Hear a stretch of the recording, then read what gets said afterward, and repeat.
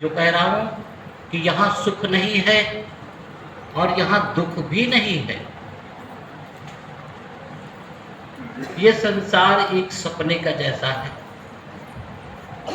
ये जो दुख है, ये सुख है, ये मेरे मन का है, मेरी भावनाओं का है। ये निरंकार में जब हम महसूस करें तो अपने का, शादी नहीं हुई बेटी की, शादी हुई नहीं नातिन की, घर नहीं बना, टूटा है, ये कहाँ रहेंगे, क्या खाएंगे, इसकी परवाह ना हो। ये महसूस हो जाए कि निरंकार ये परमात्मा करेगा, मैं करता नहीं हूँ।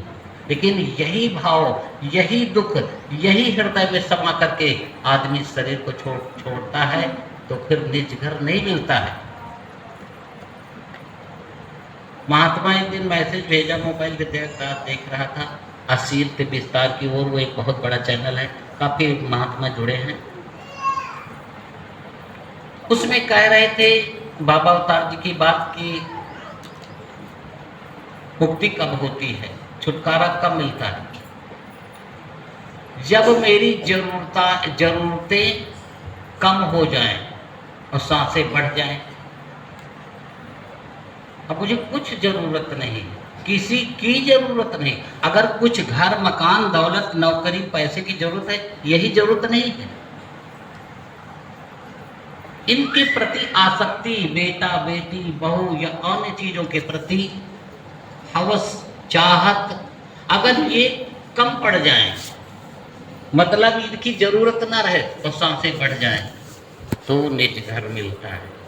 और यदि ये चीजें हमारी पूरी नहीं हुई और सांसें कम है, कुछ ये चाहिए, ये चाहिए, ये कर लेते, ये अभी मेरे जीवन में एंजॉय बाकी रहा, और सांसें तो है नहीं, वो प्राप्ति तो हुई नहीं, तो फिर उसको जन्म लेना होगा।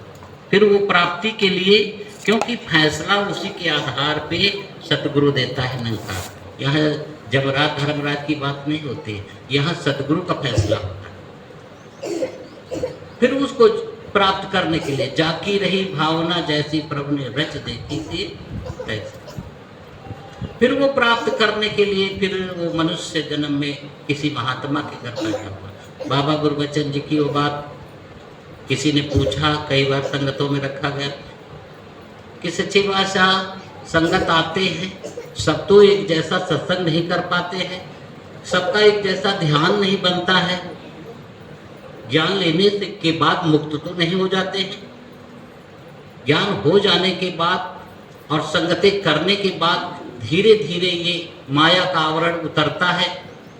तो जो जल्दी ज्ञान लिया और सत्संगे नहीं किया और वो मर गया, शरीर छोड़ दिया, फिर उसका क्या होता है। या किसी ने बच्चे का उदाहरण पूछा, उस बच्चे का क्या बनेगा, ज्ञान तो लिया था, छोटा तो था, अभी तो कुछ जिया भी नहीं, कुछ किया भी नहीं, संगते भी नहीं किया और वो चला गया, तो उसका क्या बनेगा। बाबा गुरबचन जी महाराज कहते हैं ये ज्ञान इतना पावरफुल है और इतनी आपको छूट ज्ञान लेने से मिल जाती है कि आपको 84 में नहीं जाना पड़ेगा। जन्म तो लेना होगा, लेकिन सुअर भेड़ बकरी गाय भैंस सांप केचुआ नहीं बनना होगा, चिड़िया जानवर नहीं बनना होगा, मनुष्य तन में आओगे और वो घर मिलेगा जहां पर वो परिवार सत्संग जाता होगा। इतनी छूट, वो परिवार सत्संग जाता होगा। कई बच्चे महापुरुषों घर में पैदा होते, हम जाते, महात्मा जी ये सुमिरन करते, ये हाथ जोड़ लेते, धन्यकार, छोटे छोटे बच्चे सत्संग को देख के खुश होते। वो कौन है? वो महापुरुष है। ये आदेश के अनुसार, निरंकार के आदेश के अनुसार आते हैं। यहाँ बहुत सारे महात्मा मुक्ति नहीं चाहते, बैठे हुए निरंकार में। जो वो बात कही जाती, देवता भी लाइन लगाए हुए, सुदर्द साम्य निरूप दृष्टवनस ये नए देवा पस रूपस नित्य दर्शन देव कंद चिड़ा, कि कहते हैं तड़पते हैं, ललचार है। कोई भूखा आदमी हो, भूखा आदमी को सिर्फ खाना मिल जाए, चाहे सूखी रोटी मिल जाए, चाहे नमक रोटी मिल जाए, उसको खाने का, पेट भरने का मतलब। यहाँ पर आत्माएं ललचा रही, वो महात्मा ललचा रहे हैं जो मुक्त नहीं हुए। दास को कई बार स्टेज पे दिखाई पड़ते हैं, ऐसे करते हैं महात्मा दिखाई, बहुत लंबे तगड़े छोटे, बच्चा भी होते हैं। कौन है वो? मुक्ति के बाद तो किसी कोई दिखना नहीं चाहिए। बहुत सारे महात्मा, बाबा अवतार जी कहते थे कि दिसती ते अनदिसती दुनिया, संतों महापुरुषों सत्संग में चौपड़ी मार के बहुत ध्यान से बैठो, बातें मत करो, क्योंकि तुम सुन नहीं रहे हो, दूसरे को भी डिस्टर्ब करते हो। यहाँ कोई जगह खाली नहीं होती है, बैठे होते हैं महात्मा। सत्संग में आते हैं महात्मा, तो कौन है? दास को याद है, घर में सत्संग सुबह की होती थी, छत पे सोया हुआ है, प्रियंका सोई है, एक चारपाई, 3 चारपाई थे, और एक में हम थे, एक इनकी प्रियंका की मम्मी थी, और सो रहे हैं। और उजाला होने को आया तो कोई बहन जी खड़े हुए कहते, महापुरुषों जी उठो। तो मेरी आंखें खुल गई, मैं खुली आंखों से मैं उनको दर्शन कर रहा हूँ, उनको देख रहा हूँ। तो मैं कहता हूँ बहन जी, कहते महापुरुषों सत्संग का टाइम हो गया है। तो मैंने कहा हाँ हो तो गए, और ये सो गए। लेकिन बहन जी आप कौन हो? जा करके फेस टू फेस बात कर रहा हूँ चारपाई पे, और वो सीढ़ी पे एक स्टेप नीचे खड़े हैं, शरीर दिखाई पड़ रहा। मैं देवी हूँ महात्मा जी। और शायद वो घरवाली ने सुना होगा, ये भी आवाज में कह रही थी, सुना मैं देवी हूँ। मैंने कहा तो गेट तो बंद, आप कैसे आए? तब उन्होंने बताया मैं देवी हूँ, सत्संग करने आए, सत्संग करने आते हैं महात्मा। अब यहाँ पर शब्द आ रहा है, तेरे दर पे आके दाता, दुनिया का कुछ ख्याल नहीं रहता, बिक जाती है, मिट जाती है, मिट जाती है मेरी दुनिया, और मैं मेरी का ध्यान नहीं रहता। महसूस करो, जितने भी महात्मा आए हो सत्संग में, ये उसी निज घर से संबंधित है। सतगुरु की कृपा से ये शब्द निकाला है